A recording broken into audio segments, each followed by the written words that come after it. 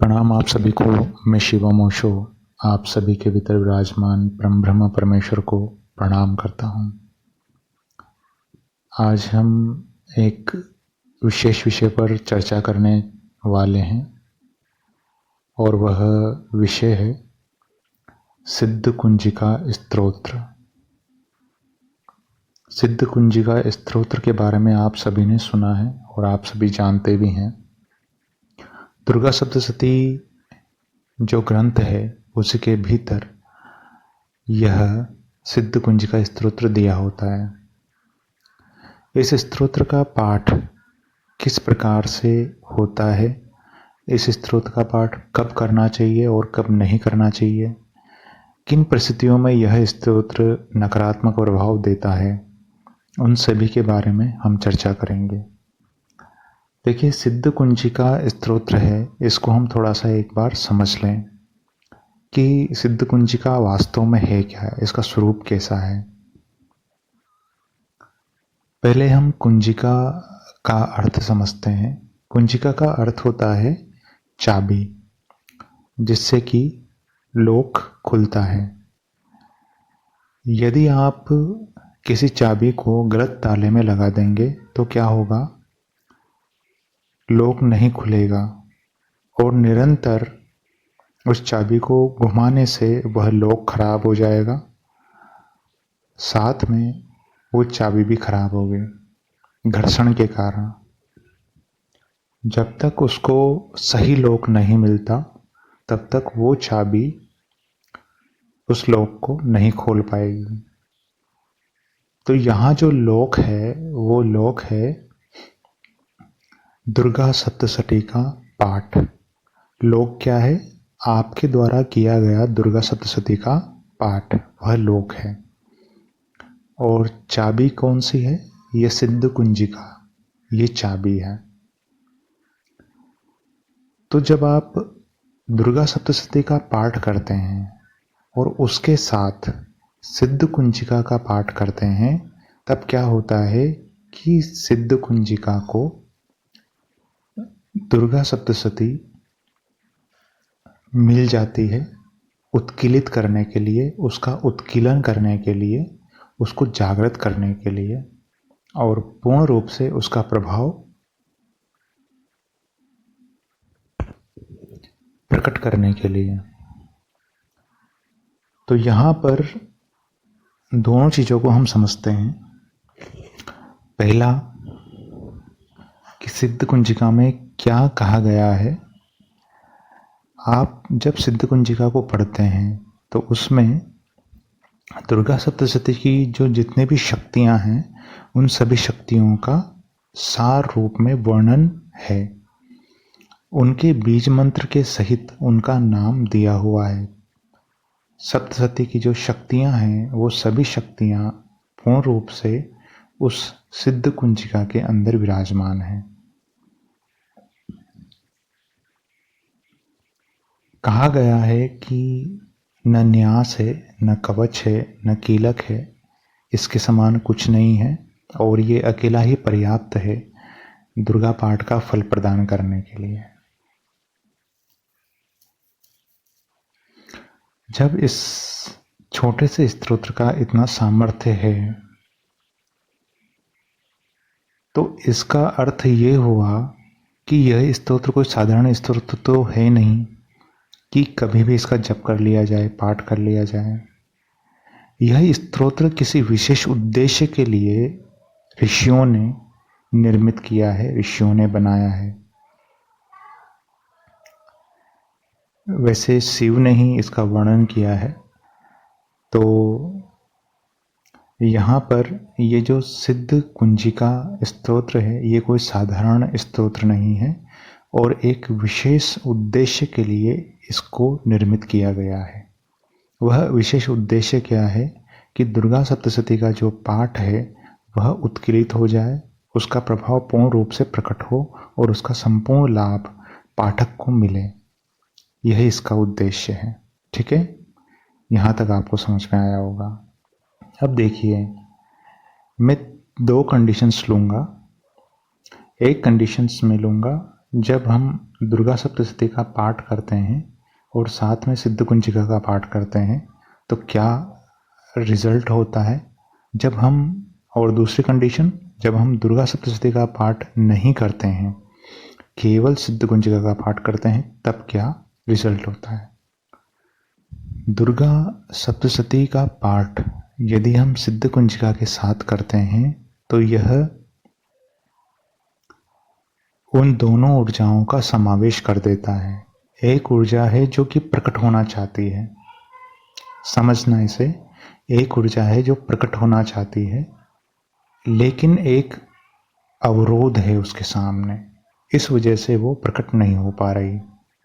और एक ऊर्जा है जो कि प्रकट है, एक ऊर्जा प्रकट है, और वह प्रकट ऊर्जा जब अपनी ही समान ऊर्जा से टकराती है तो वो जो अवरोध है वो सारे अवरोध गिर जाते हैं, सारे जो दीवार बनी हुई है बीच में वो दीवार टूट जाती है। एक कंसेप्ट अगर मैं यहाँ पे दूँ आपको तो वो आप देखें। अगर आपने देखा होगा कि एक कई वीडियो आते हैं यूट्यूब में और वहाँ पर आपने देखा होगा वो एक पाउडर को बिछा देते हैं। पाउडर बिछाकर क्या करते हैं कि एक साउंड बजाते हैं, तो वो जो साउंड बजती है उस साउंड के बजने से एक आकृति निर्मित होती है उस पेपर पे या जो भी जहाँ पर भी उन्होंने उस पाउडर को बिछाया हुआ है, एक पैटर्न बनता है उस ध्वनि से। अब होता क्या है, जब आप दुर्गा सप्तशती का पाठ करते हैं तो दुर्गा सप्तशती का पाठ करने से वह जो ऊर्जा आपके अंदर बनी वह ऊर्जा आपके अंदर संचित होती है, लेकिन उसका प्रभाव प्रकट नहीं होता, वो फलदायक नहीं होती। ये कहना चाहिए कि फल उसका नहीं आता है। फल उसका कब आएगा, जब वो खुलेगी, जब उसका लोक खुलेगा, जब वो खुलेगी तब वो अपना पूर्ण प्रभाव प्रकट कर पाएगी। अब होता क्या है यहाँ पर कि जो आपने पाठ किया है उससे आपके भीतर ऊर्जा का एक पैटर्न बना है और वह जो पैटर्न बना है उस पैटर्न को खोलने का काम कौन करती है, सिद्ध कुंजिका करती है। तो यह जो अब आप सिद्ध कुंजिका का पाठ करेंगे, तो जब आप सिद्ध कुंजिका का पाठ करेंगे तो जहाँ भी वो ऊर्जा का लोक होगा, जहाँ भी वो ऊर्जा अवरुद्ध हो रही होगी, वहाँ से वो लोक हट जाएगा और उसका पूर्ण प्रभाव प्रकट हो जाएगा। अर्थात दोनों के जो वाइब्रेशंस हैं, दोनों की जो ऊर्जा निर्मित हुई है वो आपस में मिल जाएगी और तब ये पूर्ण रूप से अपना प्रभाव प्रकट करेगा दुर्गा सप्तशती का पाठ। मुझे उम्मीद है जो मैं कह रहा हूँ वो आपको समझ में आ रहा होगा। फिर भी आपको कोई चीज़ समझ में ना आए तो एक बार बता दीजिएगा कमेंट करके या जैसा भी हो। अब इसमें होता क्या है कि जब आप इस प्रकार से पाठ करते हैं तो ऊर्जा का, ध्वनि का, ऊर्जा का एक पैटर्न आपके भीतर बनता है, आपकी संरचना में, आपकी बॉडी में बनता है, आपके जो ऊर्जा का स्तर है वहाँ पर बनता है। और जब आप कुंजिका का पाठ करते हैं तो एक पैटर्न बनता है जो उस ऊर्जा के लोक को तोड़ देता है। अब मान लेते हैं कि आपने दुर्गा सप्तशती का पाठ नहीं किया। अब आपने दुर्गा सप्तशती का पाठ नहीं किया तो वह ऊर्जा का जो पैटर्न है वो आपके भीतर नहीं बनेगा। जो ऊर्जा आपके भीतर इकट्ठी होनी चाहिए थी वो ऊर्जा इकट्ठी नहीं होगी।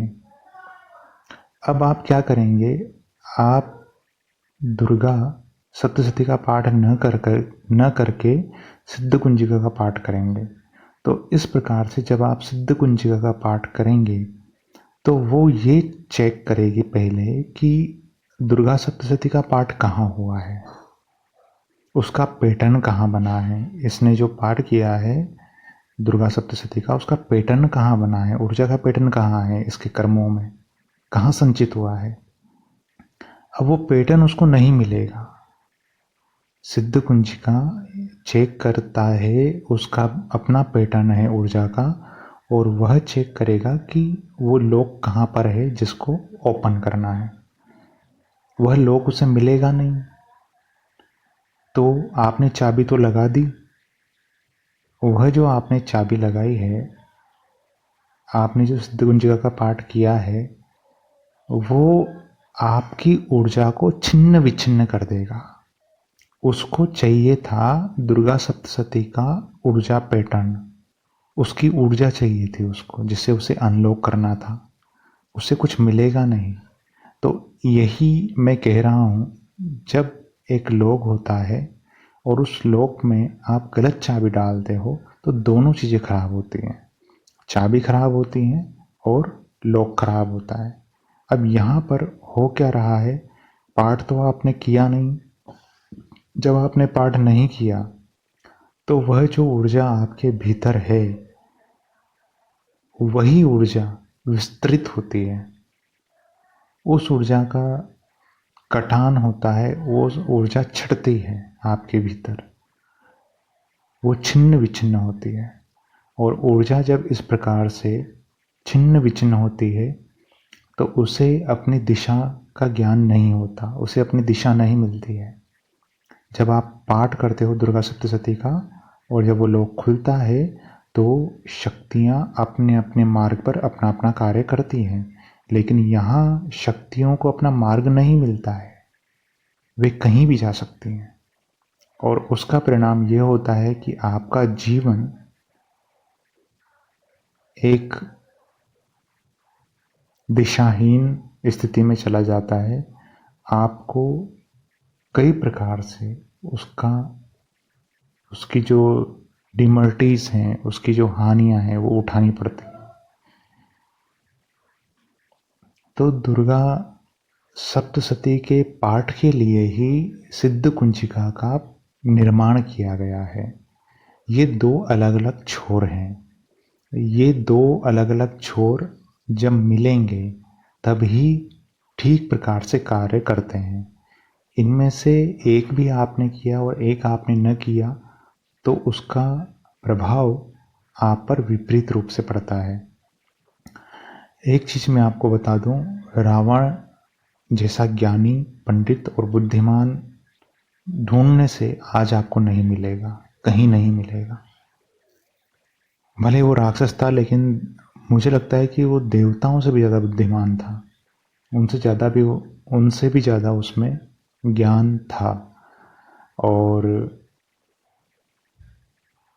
उसी ज्ञान के बल पर, अपनी ही साधना के बल पर उसने सभी ग्रहों को, नक्षत्रों को, देवताओं को बंदी बना लिया था, अपने काबू में कर लिया था। लेकिन रावण ने गलती की। उसने गलती क्या की थी कि उत्कीलन की जो प्रक्रिया थी, दुर्गा सप्तशती के उत्कीलन की प्रक्रिया होती है, कवच, कीलक, अर्गला, ये सिद्ध कुंजिका, यह जो चीज़ें थी वो पार्ट उससे छूट गया था। वो पार्ट वो लेकर ही नहीं गया, वो अधूरी दुर्गा सप्तशती लेकर गया जिसमें उत्कीलन की विधि नहीं थी, और जबकि इस दुर्गा सप्तशती को किलित कर दिया गया था। रावण ने इसका पाठ किया, दुर्गा सप्तशती का, और रावण ने कवच का पाठ किया, जो चंडी कवच होता है उसका पाठ किया, और उस चंडी कवच से ही उसने हवन कर दिया। और परिणाम यह हुआ कि चंडी कवच के हवन करने से उसकी सारी धन संपत्ति नष्ट हो गई, उसका कुल नष्ट हो गया और वो स्वयं नष्ट हो गया। तो आप देख रहे हैं कि इतना प्रकांड पंडित होने के बावजूद गलत प्रकार से किया हुआ कर्म उसके ऊपर कितना भारी पड़ा है। आप समझ गए होंगे कि जो स्तोत्र होते हैं वो एक विशेष उद्देश्य के लिए निर्मित किए जाते हैं, और हर स्तोत्र की अपनी एक पर्टिकुलर ऊर्जा होती है। इन स्तोत्रों का उपयोग आपको ऐसे ही नहीं करना चाहिए कहीं पर भी। हर स्तोत्र का अपना अलग उद्देश्य है, अलग फल होता है और अलग उसकी विधि होती है। तो कौन सा स्तोत्र कब काम में लिया जाता है उसका ज्ञान अति आवश्यक है। बिना शास्त्रों को पढ़े और बिना शास्त्रों की बातों को जाने यदि हम इस प्रकार से प्रयोग करेंगे तो वह हमारे लिए घातक होगी, न कि फायदेमंद।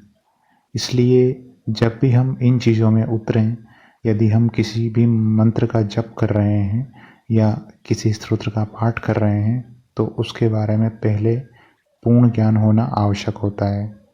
मंत्र का जप तो आप कर ही नहीं सकते, क्योंकि हर मंत्र के लिए दीक्षा की आवश्यकता होती है। कुछ एक मंत्र हैं जिनके लिए कहा गया है कि इसमें दीक्षा की आवश्यकता नहीं होती, लेकिन वो सभी को बताने के लिए भी नहीं कहा गया है। और जो स्तोत्र हैं, स्तोत्र भी कुछ ऐसे स्तोत्र होते हैं जी जो गुरु दीक्षा लिए बिना आप नहीं कर सकते हो। एक स्तोत्र के बारे में मैं आपको बता दूं, ये स्तोत्र है ककारादि काली अष्टोत्तर सहस्रनाम स्तोत्र। माँ काली का ककारादि सहस्रनाम स्तोत्र है। यदि कोई उसे पढ़ता है, उसका पाठ करता है बिना क्रम दीक्षा लिए, तो वो स्वयं विनष्ट हो जाता है। देवी का श्राप उसको लगता है और स्वयं विनष्ट हो जाता है। योगिनियाँ उसका भक्षण कर लेती हैं। तो शास्त्रों में जो चीज़ें आपको बताई गई हैं उसके बारे में आपको ज्ञान होना चाहिए। आप जो कुछ भी कर रहे हैं, जिसका भी आप पाठ कर रहे हैं, जिसका आप जप कर रहे हैं, जो आप पूजन कर रहे हैं, विधि कर रहे हैं, उसको जाने बिना मत कीजिए। उसके बारे में पहले पूरी जांच कीजिए। जांच करने के बाद ही उन स्तोत्र आदि के भीतर जाइए जहाँ कहा गया है कि इसे वैष्णव कर सकते हैं, शैव कर सकते हैं, शाक्त कर सकते हैं, या शूद्र कर सकते हैं, ब्राह्मण कर सकते हैं, क्षत्रिय कर सकते हैं, वैश्य कर सकते हैं। तो ऐसे स्तोत्रों को आप कर सकते हैं। जहाँ कहा गया है कि केवल ब्राह्मण को अधिकार है, वहाँ नहीं कर सकते हर कोई। जहाँ कहा गया है कि ब्राह्मण को अधिकार है, तो फिर ब्राह्मण वही ब्राह्मण करेगा जो वेद पाठी हो और जिसने जनेऊ धारण किया हो, त्रिकाल संध्या करता हो, गायत्री का जप करता हो, केवल वही करेगा और कोई नहीं करेगा। तो मेरी बातों को आपने इतना गौर से सुना और आपने समझा होगा कि क्यों और किस प्रकार से हमें पाठ करना चाहिए अथवा नहीं करना चाहिए। मेरी बातों को इतने गौर से सुनने के लिए आपका बहुत बहुत धन्यवाद। प्रणाम आपको।